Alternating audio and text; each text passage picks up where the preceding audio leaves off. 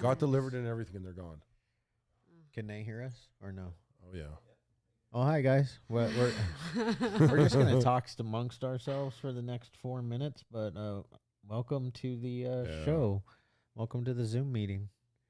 Recover out loud. Recover out loud. Yeah, I was gonna there. tell you we also get anywhere from 25 to I think it's like 70 on YouTube Live. Wow. Yeah, my mom watches on YouTube Live. She doesn't want to come on the Zoom. I tried to get her to come on the Zoom, but she doesn't want to. That's cool. She knows I'll call her. Yeah, for sure. I'd call her out right away, even before she started talking. Hey, Penny. You calling people to Hey, share? Penny, how you doing? You want to say something? So you share for like the first 20, 25 minutes, and then we open it up for participation. Oh, she's laughing right now, your mom, for sure. I can't see her, but she's got a smile on her face. That I know. Open it up. Penny, come on to the Zoom Yeah, live. Penny. Check out that cool hat right there with the sunglasses on, looking all fresh. I feel like we should. In the outside with call on people. Behind her is a what are those things called? A water fountain. Yeah, that way that person knows. Waterfall. Water fountain. Yep. What does your hat say? Oh, a swimming pool. My hat says Solon. Hey, is that the Check. mall cop? Mall cop. Mall cop. What did he call himself? Paul Blart. Paul Blart. Paul Blart, the meth cop. Yeah, meth cough. That was funny. That was funny. Yeah, that was a good time. Yeah, Man. the meth cup. Can you imagine though? Huh? Can you imagine? I mean, for a as a second, matter of fact, I could. Like, you can try on anything you want, They should give me a job. right? Yeah. You could do anything. Skateboard in the movies, bro. Oh yeah. You'd be It would have kicking. been good times. Yeah. What do you think? Like all meth? Well, you're in.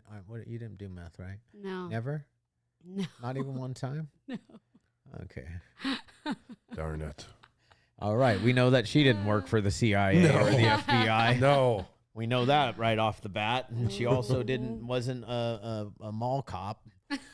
No. Or were you? No. I would love to be a mall cop, actually. Yeah. I don't think she's got the ability to scream Well, one of our at somebody. Maybe scream for a team, but I don't know if she's mean enough to scream at somebody. Oh, I yelled at my developer today. Oh, you did? Yes. Oh, wow. Okay, Oh, then yeah. he really put you out. Oh, yeah. Oh, my goodness. Oh, it was bad. I'm cool until I'm not. Uh-huh. That's exactly what happened. Yeah. And then when I'm not, it's not. Yeah, it's not cool. It's not pretty. No, Yeah. it doesn't even make sense. It's just like me Yeah. yelling things that Irrational. irrational. Irrational development. Do any of you guys do that? Like get upset and you just are irrational and like nothing makes sense that's coming out of your mouth. I do that like all the time. I love these guys here. What's this lady? Who's this right above Rita? She's got her hand over her face there. You know her? Yeah, who's that? Wave at the camera. She I wanna did. say She hi. did wave. Hi, how are you? No, wave at the camera. You're waving at the TV. Oh, shoot. Shoot, I was waving at the TV. That's funny. Hi there. Nice to see you guys. Hey, guys. I see those three guys up there. That's nice. That's one of the houses, eh? And we got Grace and this gentleman in the hat. You know who he looks like? No, God. Who was that guy in that movie? Yeah, that one. Yeah, you know what he's talking about, right? I'm right Why there. does this I'm always right. Oh, happen? there he is. He's smiling. He knows what I'm talking about. What was that movie when they were Yeah, all we don't playing? know, Shane. God, it'll really come to bad. me. It'll come to me. He looks like that guy, anyways. Yeah, This is. Can they see the screen? yeah. Yeah, yeah, We have a Japanese So doll it's right like here. it's showing all of this. yeah. Okay. That camera right there. So, but with these cameras, they work when on the YouTube pod. Live, right?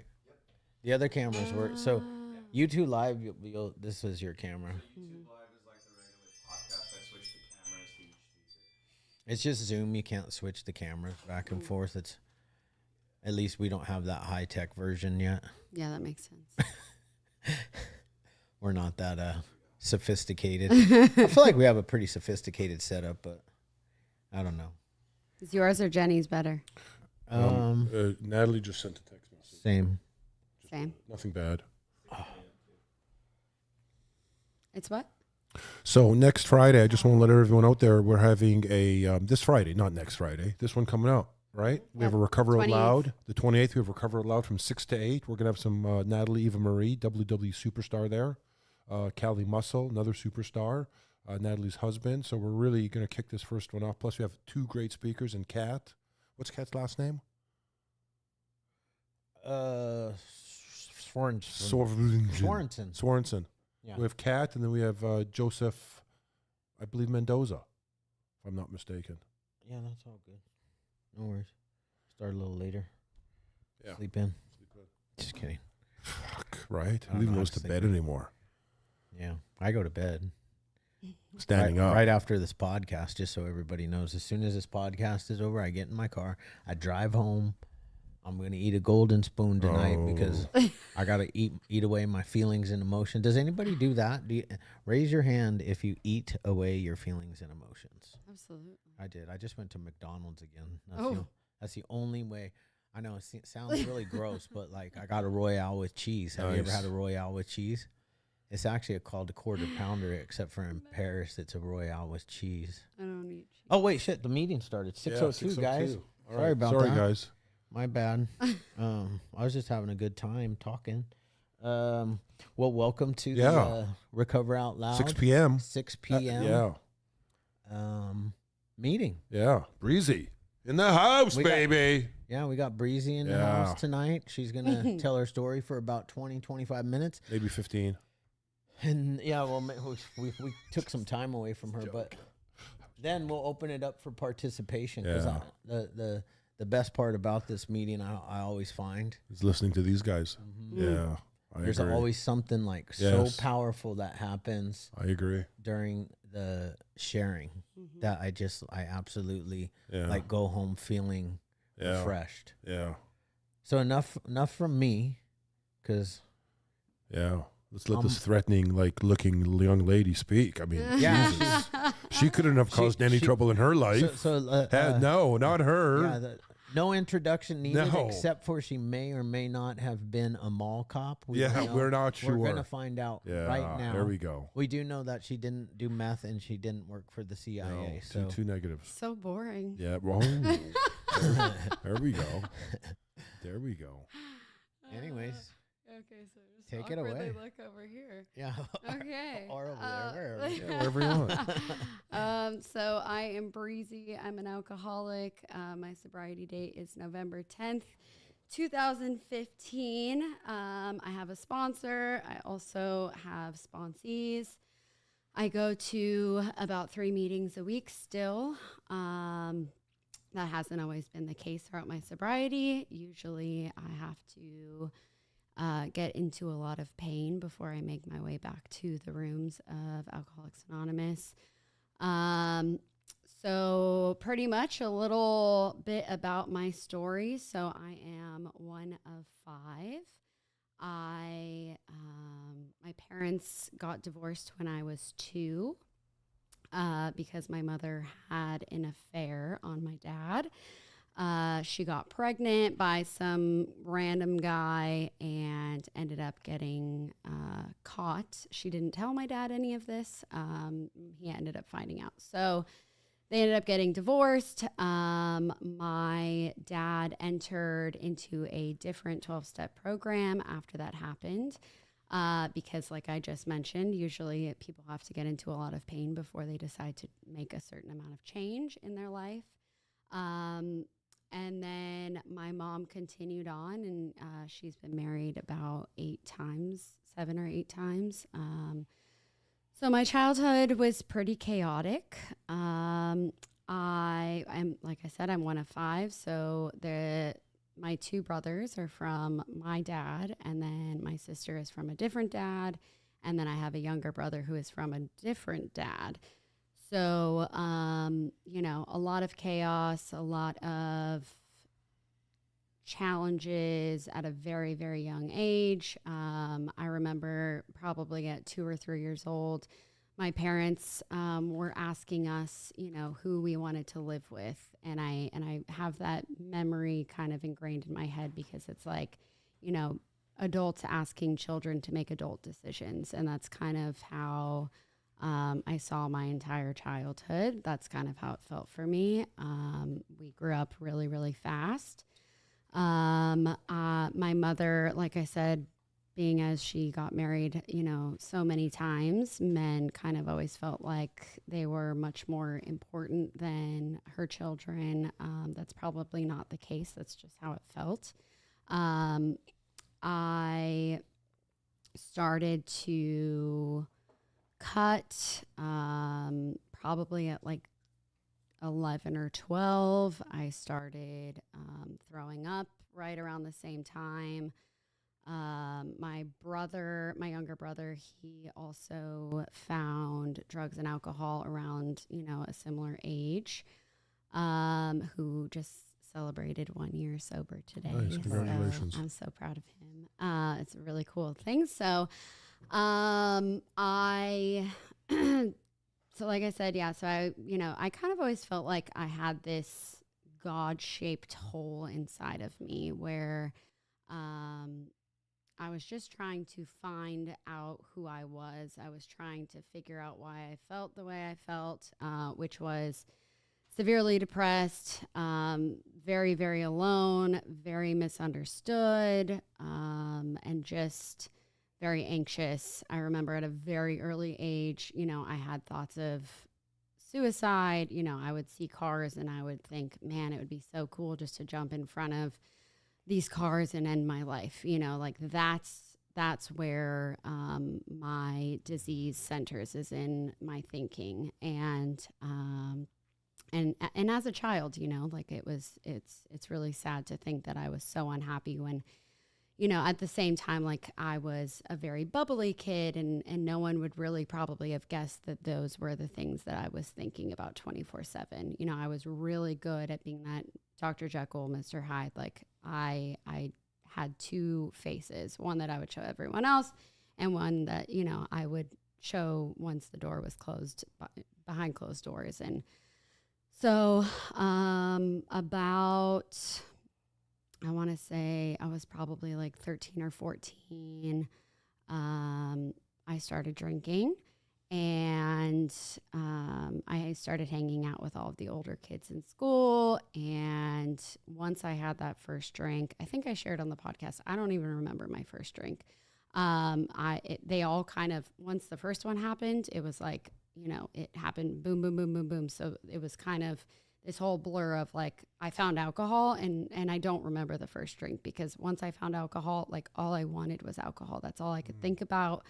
And so, you know, once I found that, I started hanging out with all the older kids. I wanted, you know, all of these exterior things. I constantly looked outward. I saw, you know, oh, well, people in Orange County, I lived in Palm Desert. People in Orange County looked really happy. Like, if only I could just move to Orange County, then I would be, you know, I wouldn't be so depressed, or I wouldn't feel this way. I would be cool, or whatever it was. And I, you know, probably within my second or third time drinking, I blacked out. And, you know, that was my story from that point forward. I was a blackout drinker. And I wasn't an everyday drinker up until, you know, probably the last year before I got sober. But every single time I drank, I blacked out. And it was very scary. And it was something that, you know, hindsight, I'm saying it was very scary, but when it was happening, like I would just wake up and I would think, okay, well, you know, that's normal and I can't wait to do it again. And it was like this thrill that I was always seeking, you know, like I said, I was seeking, always looking for something else.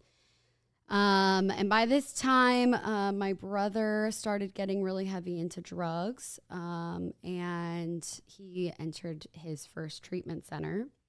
And I went up to his family week, and I remember going to my first meeting with him, and I was sitting in that meeting, and I related at, you know, 16 years old, I related to all of these people's stories, you know, everything that they were talking about, every feeling that they had, I related to them. And I hadn't had all of those yets that they were all talking about, that they hit, all of these rock bottoms that they hit, but I could relate to their feeling. And I remember thinking, man, like, I wish I had a place like this to go, because I never in a million years considered myself an alcoholic.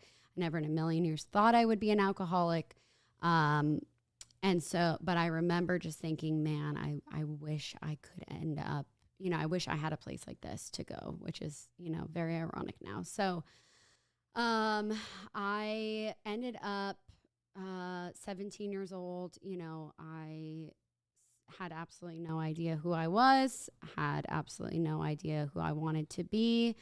I looked outward, and I remember when all of my friends were applying to college, I started asking around to everyone, well, what are you going to major in? What school are you going to go to?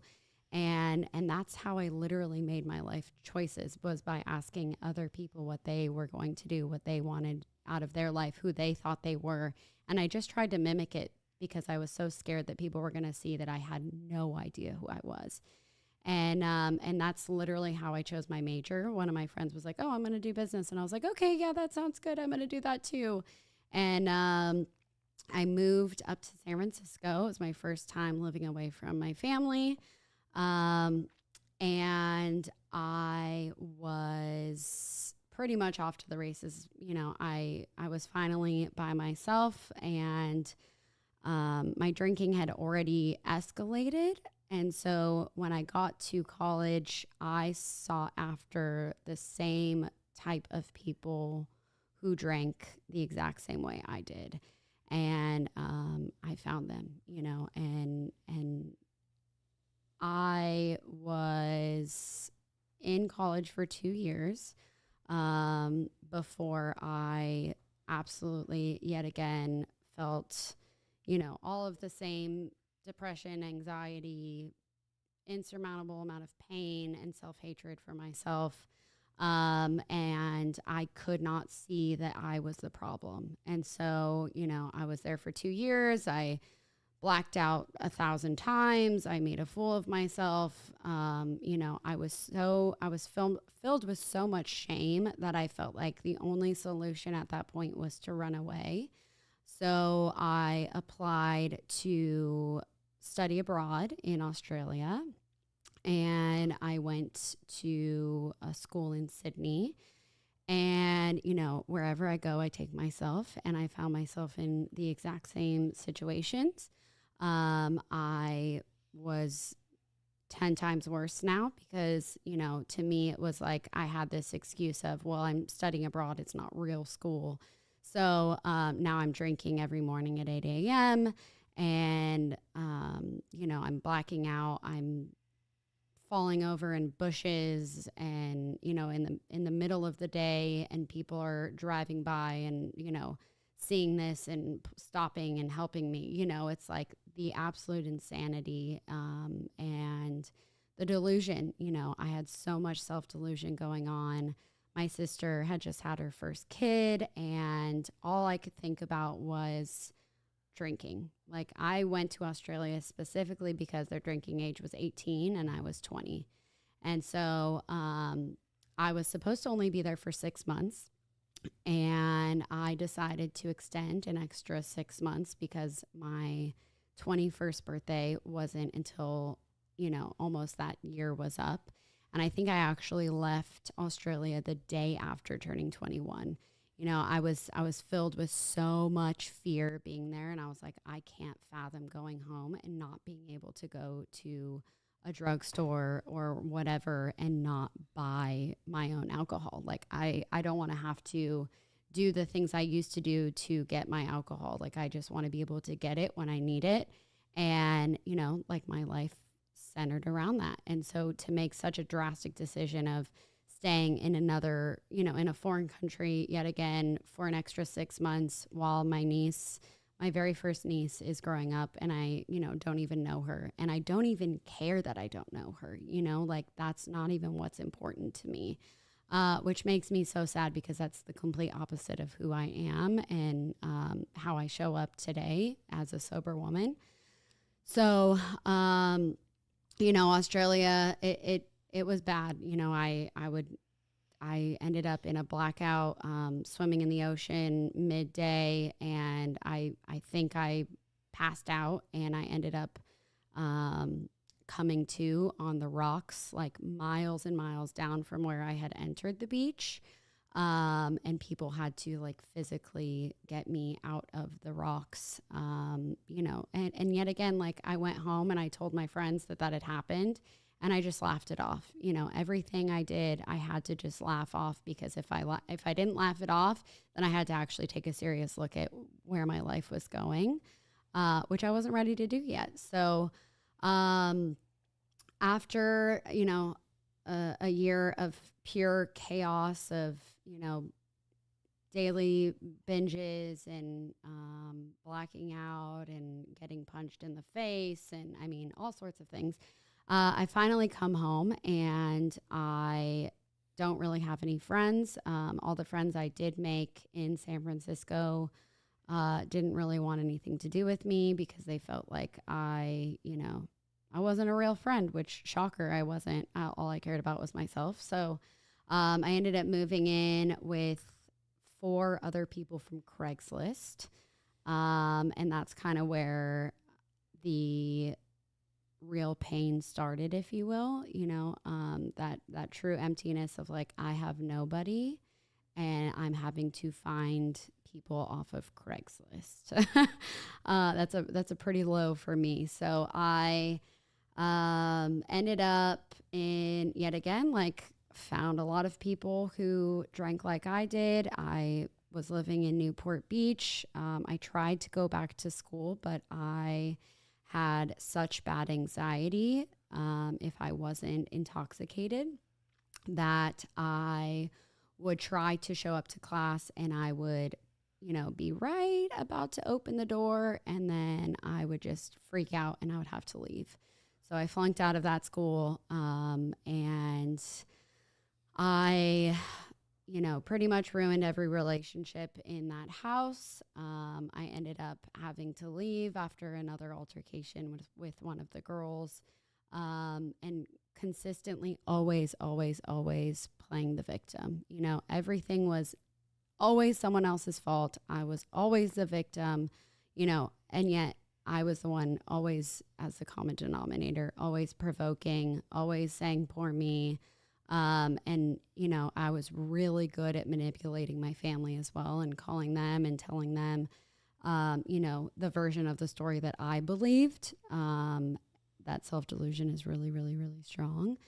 And they would always save me. And so they saved me from that situation. And I got into another place. I think I moved like 10 or 15 times before I ended up getting sober.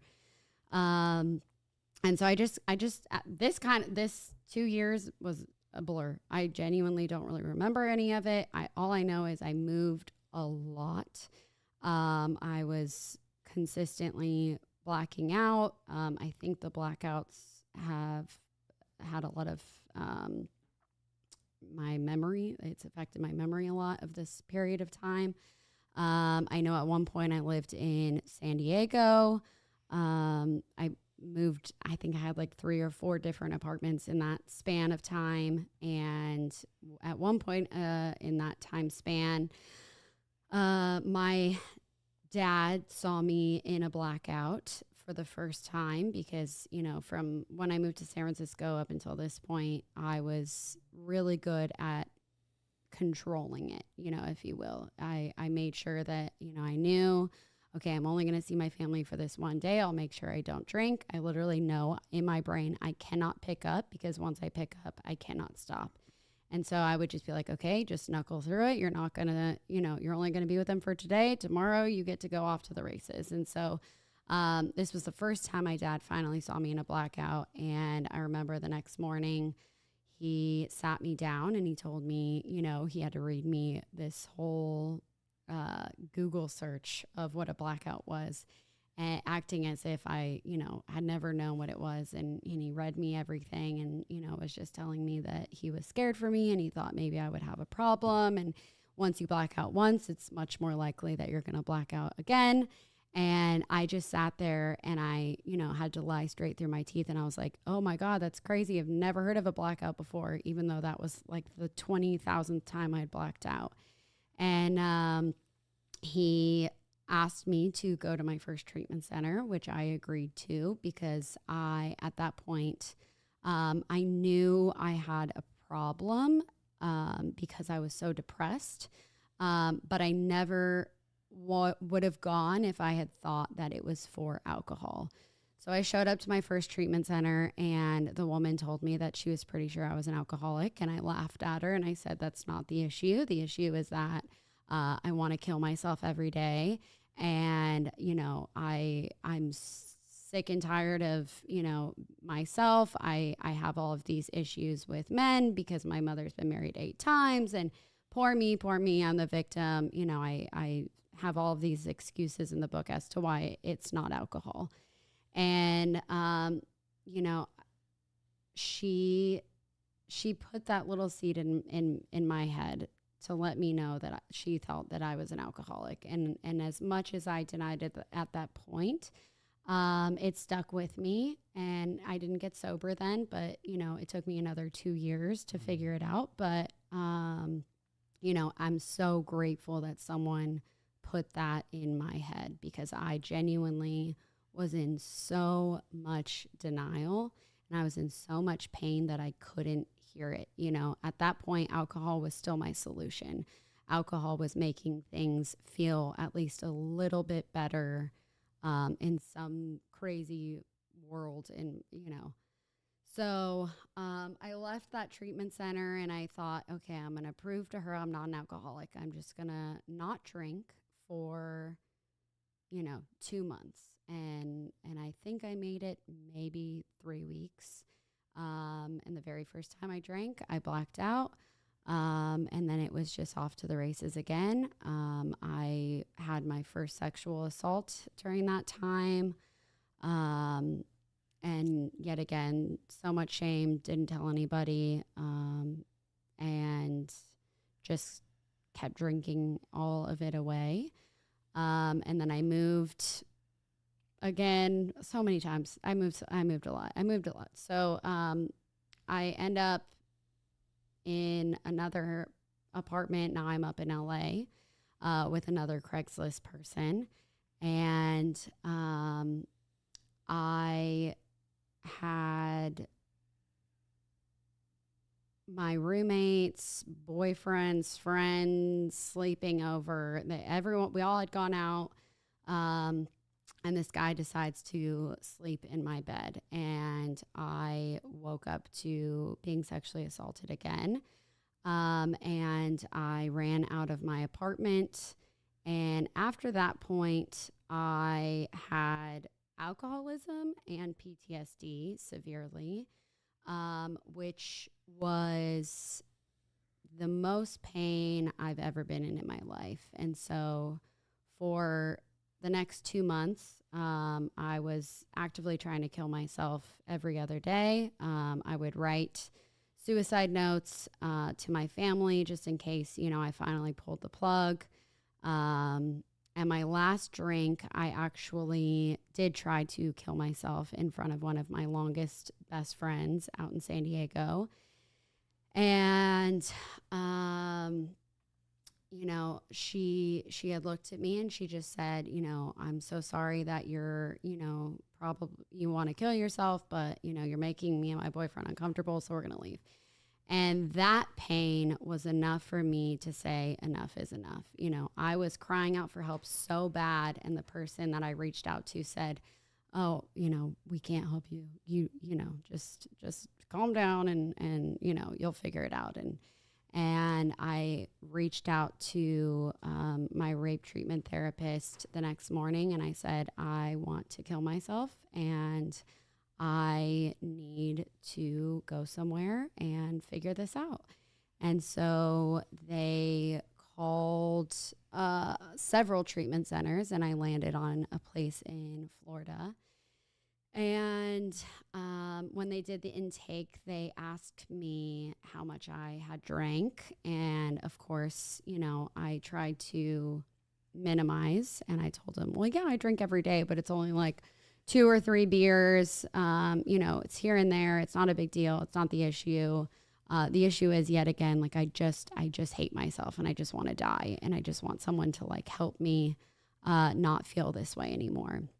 And so they said, okay, well, you know, just don't book your return flight home. And so yet again, of course, I don't listen. I book my return flight home because I think, you know, there's no way I'm staying at this place longer than 30 days. I'm not that fucked up.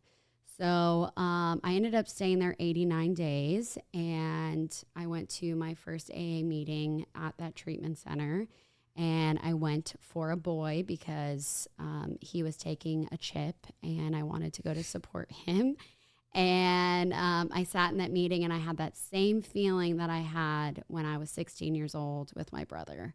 And I realized that that was exactly where I was supposed to be. That's exactly where I belonged. I had been looking for it that entire time of being around people who understood me, who felt the exact same way I felt, who drank the same way I drank, who felt the same shame that I felt.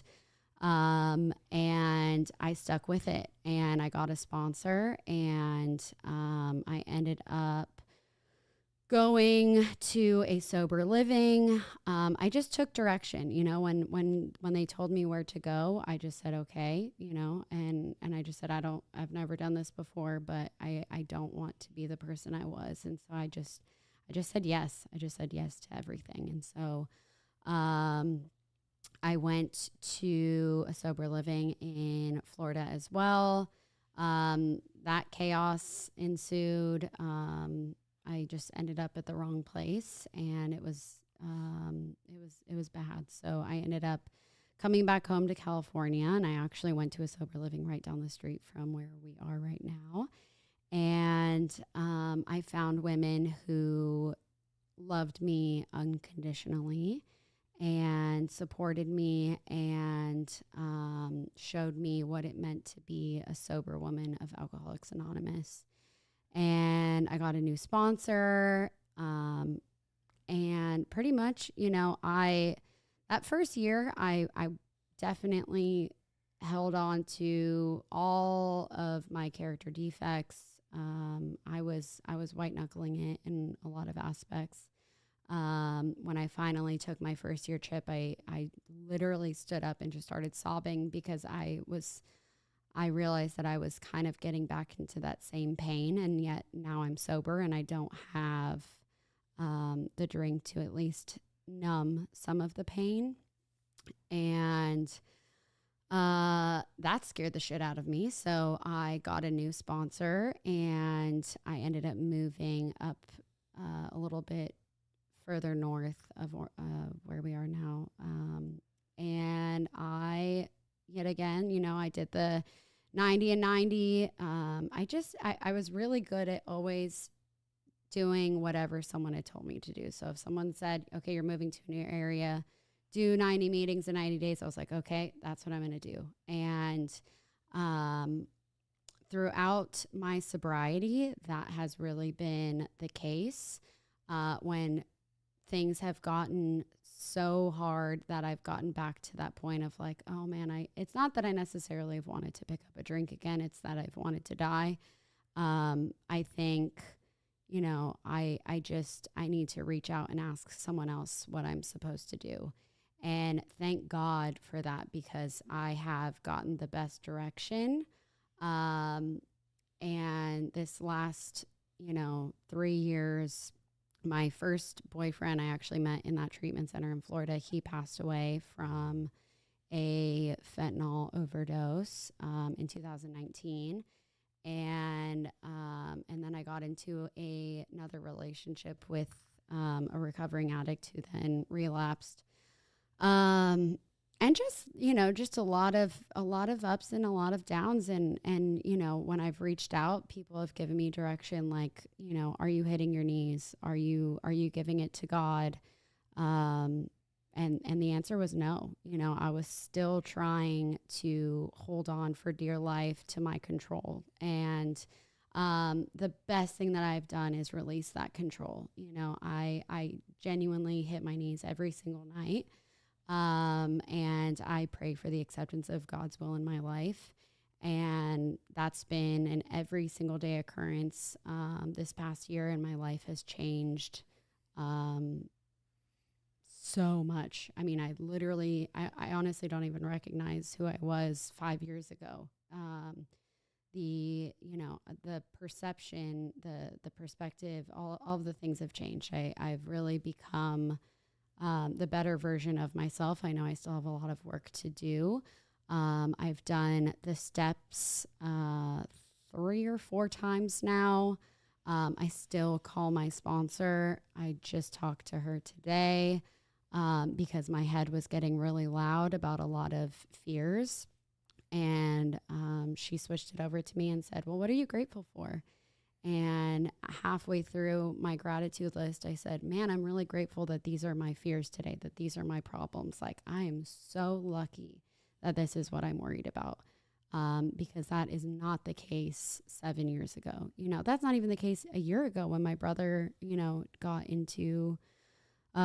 sober again. You know, that was hard, you know. So my problems today are a blessing. And every time that I'm going through something, I know now my perspective is I'm so curious to see what God is trying to teach me or how he's trying to help me grow, because clearly, you know, that's when I have the most growth in my life, is when I go through a lot of pain, and then I kind of, you know, feel kind of excited about the pain that I'm going through, because it's like, man, I'm excited to see who I'm going to be after this. And that's all because of this program and my relationship with my higher power. And I honestly don't know how long I've gone, but that's what I got. That's beautiful. Yeah, we do that. Yeah. That was cool. We that was really good. Really good. Yeah, you were just like right at 25 minutes. Wow. Whoa. Although it's 6:30. Yeah. But I just kind of wanted to point out, just my thing's broken right here. Is. That's how you recover out loud, though. Just telling your story, you know. And I had heard it before, but there's pieces of it that. Right. Yeah, it was we like, heard it in the podcast though, and it was different. Yeah, It hit me you harder. want to know why? Why? Because we were interrupting her. Yes, in the it hit me podcast. really hard this time. Yeah. Yeah. Crazy. I really identified with the feeling of anxiety going into classes. I remember I would walk up, and before I even get into that, I want to say I was listening to a video today, and the guy was saying, you know what, you have to find a God no matter what of your understanding, and make sure that God is forgiving. You know, because you got to hug that cactus, and you got to learn to hug that cactus until you feel okay, and only God can do that for you. But I was the same. I was at class and I was maybe 10 seconds late. I think, fuck, I'm too scared to go inside now. I'm already 10 seconds late. I'm just going to smoke a joint in the car and relax. You had a drink, I had a joint, you know what I'm saying? But it was kind of the same feeling because I was scared to go into class for whatever reason. I don't have that today. Yeah. Yeah. Yeah. Makes sense. Yeah, great story. Wow. Thank Really you. got me. Thank you. Oh, Yeah, really good. Thank you All for right. asking Well, me. hey, our buddy's back. How's Oh. it going? Click on his name. I can't remember his name. The guy in the bed? Yeah. Oh, dang it. It just says iPad. Yeah. There he is. He's smiling. Well, over here. Hey, we'll call on you. But now we're going to open it up for sharing. So go ahead and raise your virtual hand. You want to explain the rules? Oh, yeah, there's some rules. Hey, did you guys hear Michelangelo for the first time? That's his we, voice. We gave him a microphone, or he Yeah. actually gave himself a microphone. Did. Yeah. He did. Yeah, I feel left out, so I had to join I'm the always party. like talking to him, but Nice. nobody can hear him. All right, who's up? There we Virtual go. hand. There we go. What All was right, the so rules? the rules real quick. The rules. Oh, yeah, that's right. The rules are. Rules are there. No there are fucking no rules. Anyways, Recovery. Just kidding. There's one rule. We're gonna go. We go Yeah. 3 minutes, and then Yeah. you're at the 3 minute mark. You hear what? Yeah. And when you hear that, just start wrapping it Yeah, up. wrap it up. Wrap it up. Because we don't want to get rude. No, because then we'll push it again. Ready? Yeah. There we go. And then if it goes too long, we'll push. yeah. How's You that? don't want to hear Is that good? We don't want to hear that. Let everyone share. What about the guys that are sitting there on the couch? Those three guys. Yeah, they're like I swear chilling. they could be at some college frat boys watching the game. And not even they don't even know. They Do don't they even know they're on the Zoom right now. I don't know. They're probably watching Not TV one and of the them Zoom. is like looking at us, and we're talking Oh, about look, him. he's drinking. He's Got his drinking, mouth he's full. putting the cap on his he's got thing. some nice arms too, actually. Yeah, he's in a tank top. Flex, Yeah. give us the arm, buddy. Give us the gun arm. show. Give us the gun show. Just one gun show. Come on, just one arm. One arm. One arm. There you go. Yeah, baby. Yeah. Yeah, All right, that's right. let's go to go to our buddy. He said we missed you for like the last couple weeks, 2 weeks in a row. Tell us how it's going. How you doing? I think you're on now. No, I don't hear him. He's unmuted.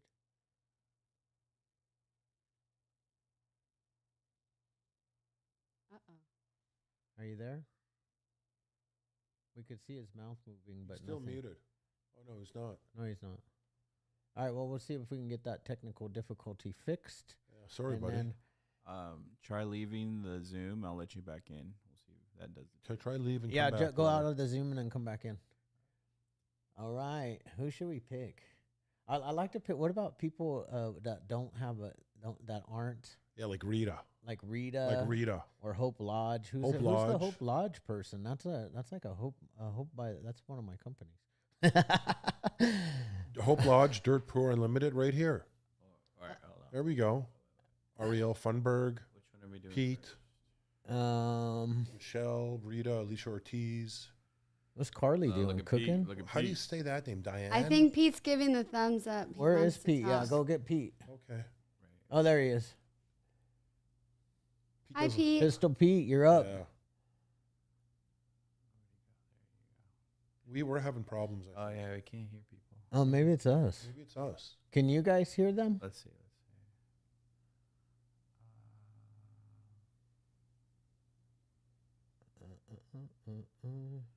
Wow. Raise your hand if you guys can hear Pete. Talk, Pete. Oh, yeah. So it's just Oh, us. it's just us. It's just us. We can't hear you guys. Hi, Pete. Yeah, we can see you. Oh, no. What did What's we? the original Oh, sound for wait, wait. musicians off? How's that? Go talk. How about now? Yeah, there Yeah. Life just got better. What's going on, we guys? go. There we go, What's Pete. happening, Pete? Pete shirtless. What's Yeah, going baby. on? Yeah, well, here's the thing is I just got home and I turned the Zoom thing on and I'm going to put my shirt on because I don't want to disrespect. You don't want to scare anybody with those nipples of yours or what? If you're Well, sexy and you know it. Clap your hands. Hey, Wait, if I'm that's not what coming. scares you, then I'm putting it on. All right. There you put the wife beater on. Hey, Pete. What's You're- going on, guys? You're up. Well, first and foremost, I'm thankful for another day of being clean and sober. My name is Pete. For those of you that don't know me, my recovery date is June 10th of 2008. So I've just celebrated a little over 15 years clean and sober by the grace of God. I have my sponsor. His name is Gino T, and he's been with me through this whole ride for 15 years. And I'm thankful. I'm very thankful for the 12-step fellowship, and I'm saying it that way because that's what it took for me. I used to think I wasn't an alcoholic. I used to think that alcohol wasn't a problem. So I was closed to only Narcotics Anonymous, right? And I'm not saying that in a bad way. This was in my early recovery. But after working the steps and step 4, that was huge. That was a huge mind opener for me.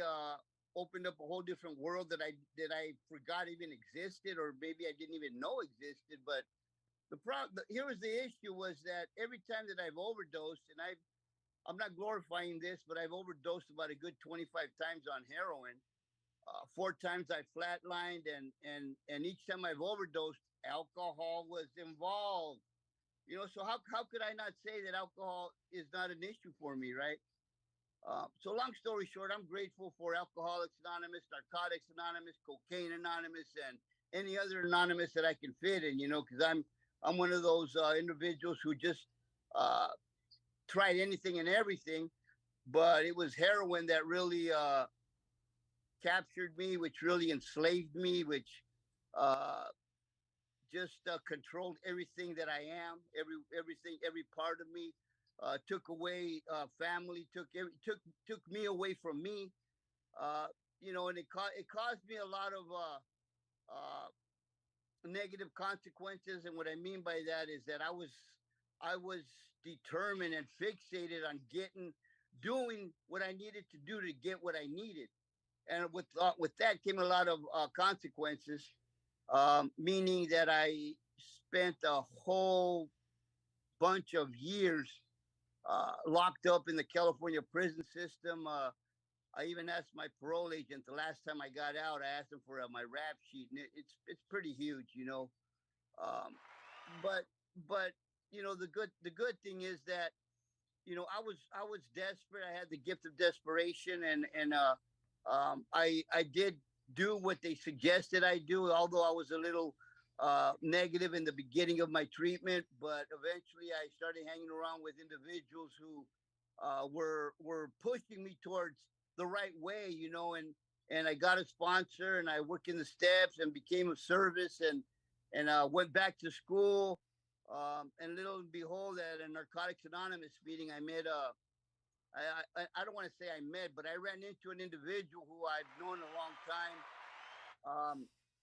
Did a lot of prison time with him, did a lot of dope with him, and I saw him at a Narcotics Anonymous meeting in right there in it was at Pines Park, So long story short is ran into him. He had about 7 years clean then, and he was working at a drug and alcohol treatment center. And I asked him if they're hiring. He said, I don't know, I'll get back at you. Long story short is, yeah, he finally got back at me and told me to suit up. I got a job interview, and I got hired at this drug and alcohol treatment center, which is Hope by the Sea. Nice. And it's been a life-changing experience for me, because I was one of those individuals that back in my days, they used to call us gutter hypes. They used to call us we used to call each other hope to die dope. Pete's old school. He don't care.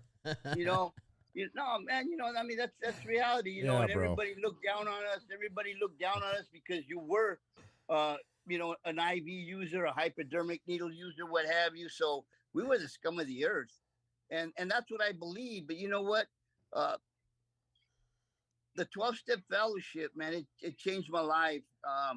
It helped me to understand me. It helped me to understand my addiction, and it helped me understand why my family didn't want me around. All right, boundaries. Yeah, right. So long story short, man, Are you sure? I mean, I had no crowd. hope. I had nothing to look forward to until I got clean and sober, man, because I have a life today that I never thought I would have. I'm married, clean and sober, and I'm saying that because I've been married 3 other times and they were not clean and sober. But today I'm married.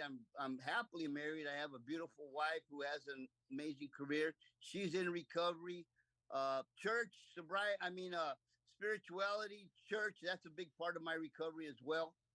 So I'm here to tell you, anybody that's there who might be new, that if you're where I used to be, and you can relate to what I'm saying, where there's no hope, where you're trying and you keep trying and you keep slipping and you keep trying, you know what? That's okay, because there's gonna come a point where reality is gonna sit in, and you're gonna do whatever you have to do to get where you need to get, Yeah, and that's all. right. That's the way I looked at it, man. I couldn't look back. I did not want to go back to prison. I did not want to go back to addiction. Today I have my son, my oldest boy in my life, or better yet, I'm back in his life, and there's just a lot of things that I'm blessed with, and I got to count my blessings every day. I'm gonna end it with this. You sure? Yes, I am. Pete, you I'm gonna promise? end it with this. Promise? I promise. Okay, I promise. let's go. Let's have it then. Okay, watch this. Okay. You better hang on to this, because it's gonna blow your mind. They tell us to to stay in gratitude. You know, Yeah. a lot of us don't understand that. You know, and I'm gonna share you with this. The last time I was in prison, I met this gentleman who was in 1972 got sentenced to a death row. Um, and after a little over 25 years on death row, he went back to court. His sentence got commuted to a life without the possibility of parole. So when I met him, he was on the main line, and he had like 34 Pete, years. this is a whole other story, bro. You didn't end Huh? anything. This is a whole other fucking story. You didn't end. No, you didn't end anything. Hey, check this out. Check this out. Okay, so 25 years on life. Now he's yeah, I got it. Keep going. No, Shane, hold on, brother. You're gonna make it longer. The more you talk, the more I talk. No, watch. I'm ending it right here. Okay. I'm ending it right here. Watch. This dude, he was a lifer, never getting out. And he went up to my cell and he goes, "How come you didn't tell me you were leaving?" And I told him, "You know what, man, I just couldn't do it, man." Anyways, he said this: "I'd do anything to be in your shoes for 1 hour." All he asked was 1 hour. Damn. And he said, just to see a leaf fall off a tree, to hear a dog bark at, or to hear the trash man come pick up the trash. Damn. Come on, somebody. Yeah. Pete, Yeah. it was worth it in the end, bro. Man, I'm trying to tell you. It was worth it in the end, bro. I'm sorry, but you know what? You made me think about the simple stuff. Can you You chain? Mute Shane? Cause like I'm ready for somebody to share, and Shane is talking. All right, hey buddy. Okay, let's go. Remember the rule. He gonna hit the button. Hey guys. Hey buddy, how's it going? We missed you Well, last great. week. How are you guys? Good. So, yeah, sorry I missed the last couple of weeks. I was kind of surprised you guys weren't there on the 4th of July, but everybody's got to do that thing, and I hope everybody was safe. Yes. Anyway, other than that, yeah, I can definitely relate to overdosing on heroin and everything like that.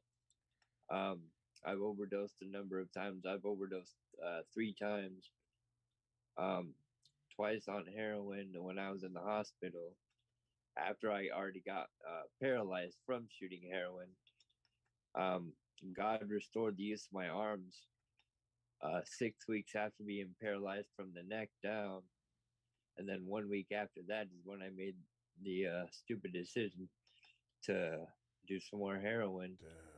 And I overdosed twice within the same week in the hospital, and God brought me back to life. And that was on June 7th, 2017. That's when I became paralyzed from shooting heroin. And then between then and in 2018, I attempted suicide 5 different times. One of which ended up killing me. I overdosed on all of my painkillers, and it stopped my heart because I ended up taking 150 milligrams of oxy and 28 milligrams of Dilaudid.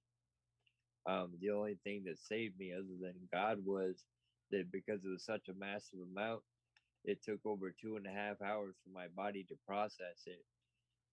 And I had, in that 2.5 hour window, I ended up telling my mom what I did, and she called the ambulance. The ambulance got there.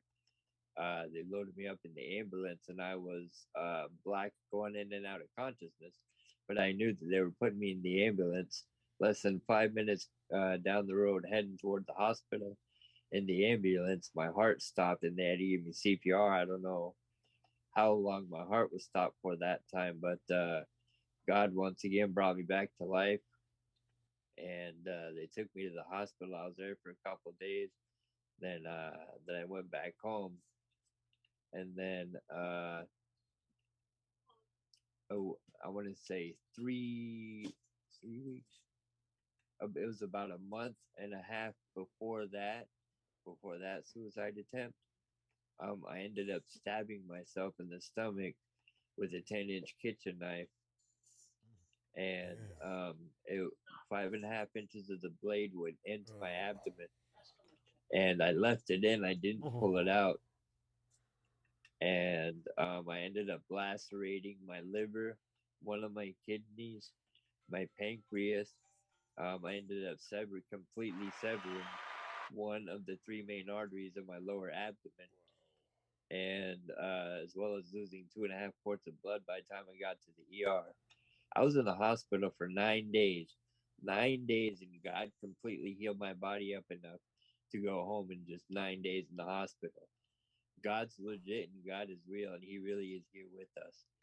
And so anybody that's going through a tough time and anything like that, there is a brighter future for you, and there is light at the end of the tunnel. And so I can definitely understand where you guys are coming from, want to do that. But that's my chunk for the day. Thank you. Thank you, man, and thanks for showing up tonight. You made my night when I saw you chilling over there. All right. Ask to unmute John. What's up, guys? Hey. Hey. I just wanted to come on here. This is my first time. I've been out of Hope by the Sea for almost 2 months now. Yeah. Yeah. And I wanted to tell old Pistol Pete that he was right. I should have stayed there the 90. I got out and everything just went to crap. A bunch of stuff happened. I ended up sleeping in my truck for 3 days. Nowhere to go. Family was mad at me. When I got out, I didn't do any of my IOP. I didn't maintain my programming. I didn't go to AA. I didn't use any of the skills that Hope by the Sea taught me, which I really wish I would have. Yeah, a bunch of stuff happened. My wife kicked me out. I lost my kids. And all kinds of stuff. I ended up sleeping in my truck. No job, no nothing. And then, something clicked, and I actually started utilizing the tools that I learned at Hope by the Sea, like my journaling in Frank's class, a bunch of different stuff that I was taught. I actually started utilizing and got sober again. And Nice. man, it's like over the last week, everything is just falling back into place, man. Just being sober, utilizing the tools that I was taught, journaling again, and just within the last week, man, everything's turned around for me. Just being sober, man, it's like I didn't have anywhere to go. I found a place to go. I didn't have a job. I found a job.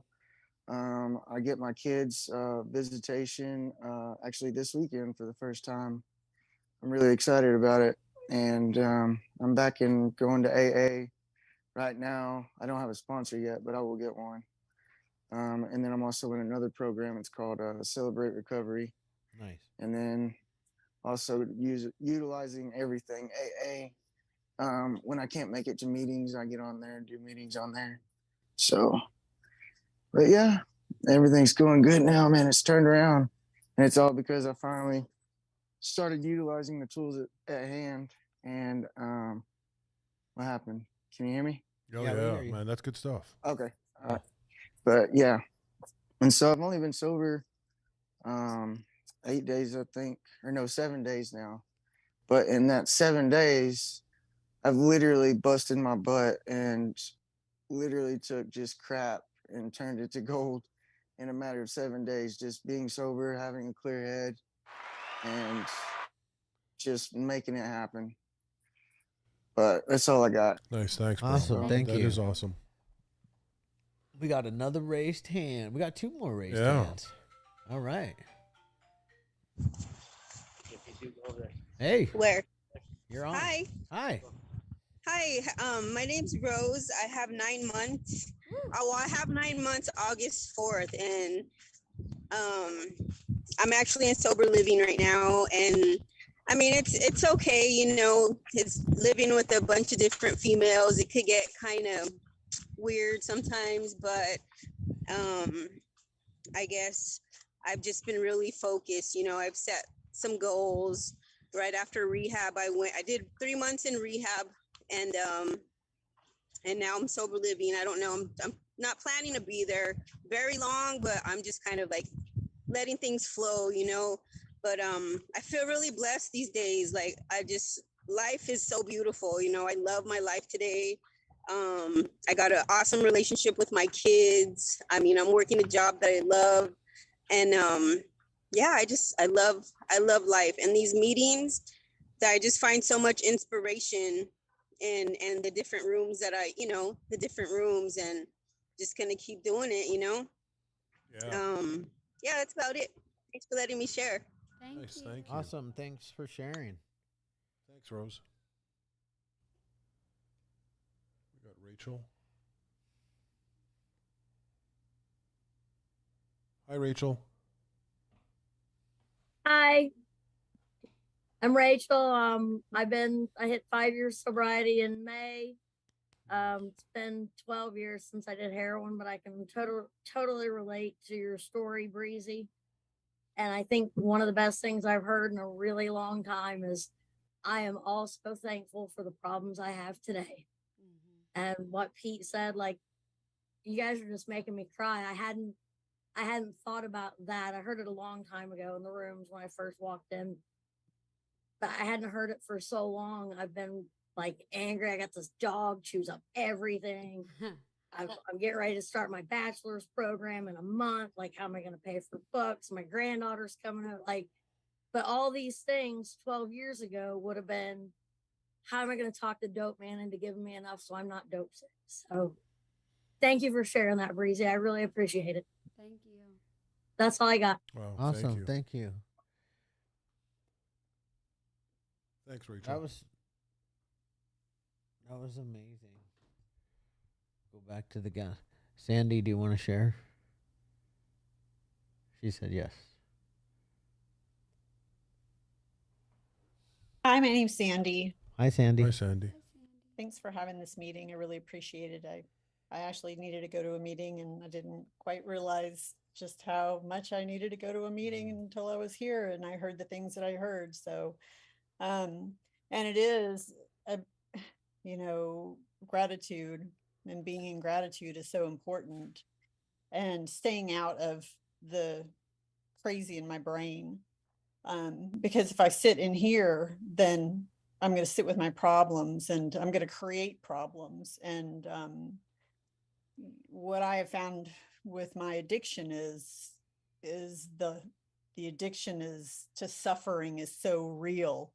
And the more I stay quiet and the more I stay by myself and isolate, is the more that I sit with the suffering. And I don't have to suffer. And it's a choice, it's a choice, and that's self-will. And 10 years sober, I find myself struggling still with self-will, and also, thinking that I have the answers, that I have all the answers, and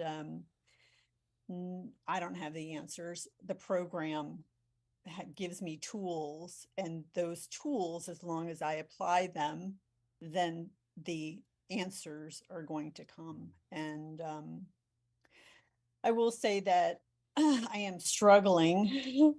I am struggling with some things, and this is just a great reminder that I need to lean into the program more. Is really what it is I need to be leaning in more. So even after 10 years of sobriety, the struggles can be real, but I get to choose today how I want to handle it. And if I want to drink or if I want to come to a meeting, and so far my choices have been good. So I continue to stay connected to the program. And then the moments that I start to stumble, I'm quickly reminded. It's almost like these little God shots of no, lean in, and be loud about it too. That's what you remind me of, is to be loud about it, because the quieter I am, the more I stay in here. So thank you very much for calling on me and for having this meeting. Thank you, Sandy. Thank you, Sandy. Wow. Oh yeah, we got time for. I see one more hand raised. So it's Hope Lodge. So definitely go to Hope Lodge and say what's up. Good evening. How's everyone doing? Good. How are you guys? Hey there. Oh, we're great. Thank you. Breezy, thank you so much for your share. And thanks you guys for just putting this together tonight. We're very grateful for your time and the energy that you've put into this. I'll keep it short and just get to the point. I was at Hope by the Sea a couple of months ago, and Pete, it's good to see you, Carly, John. Unfortunately, the knowledge and love that you guys shared with me just didn't quite do it for me. But they say that Breezy had mentioned something about, needing to feel that much more pain in order to, I believe, to get help. I can relate to that, and bouncing around to rehabs all over God's earth. And when I go out, I mentally can't reach out for help until I take it up one more notch from the last bottom. And so, I took it as far as I could. And luckily I'm still here to, I guess, share a little bit of strength, hope, and knowledge, because I don't have another recovery in me. I've got plenty of. I could go out and get drunk right now, but I don't know if I'd make it back, because I don't think I could take it any further than I did this last time. And I won't go into detail I don't want to share that right now, but I'm grateful to be here up at the lodge, up in the mountains, getting some good love up here, some knowledge, and it's a tight crew. It's a 6-person house. We've got 5 people here right now. So a lot more intimate, and we're getting a lot of tools that we'll be able to take home when our time is up. So thanks for having us, and we'll see you on the next one. Awesome. I'm glad that you all showed up. Been waiting for Lake Arrowhead to show up. Yeah, nice. Lake Arrowhead in the house. Yeah, Lake Arrowhead. You know what you said just reminded me of something. I actually what the last 2 people that shared, Sandy and was it John? What was it? John? What was his name again? Great meeting. Anyways, I just wanted to say a couple things because and I'll close it out with even I need a meeting, or I need this stuff sometimes. Like, I've been going through some crap, and my life, my personal life is a little bit in shambles, and I needed to hear a lot of things that were said in here. Even the Hopeaholics go through some shit, right? Like some serious shit, man. And it's called life on life's terms, unfortunately.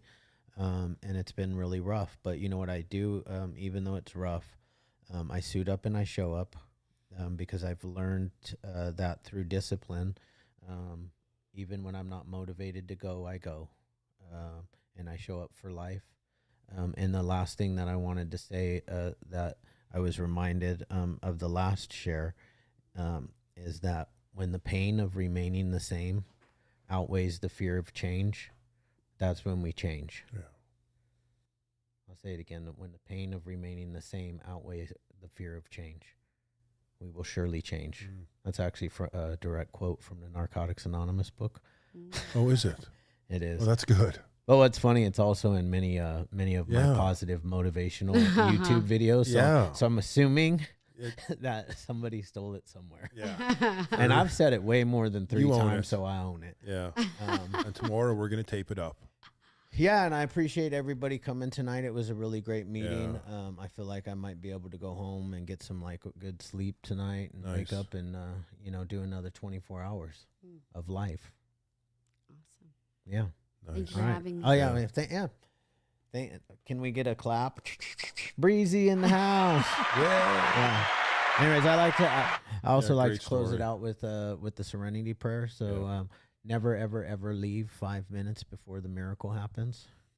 Even if you want to. So God, Grant me the serenity to accept the things I cannot change, the courage to change the things I can, and the wisdom to know the difference. Amen. Amen. See you guys next week. Yeah, love you guys. Take it easy.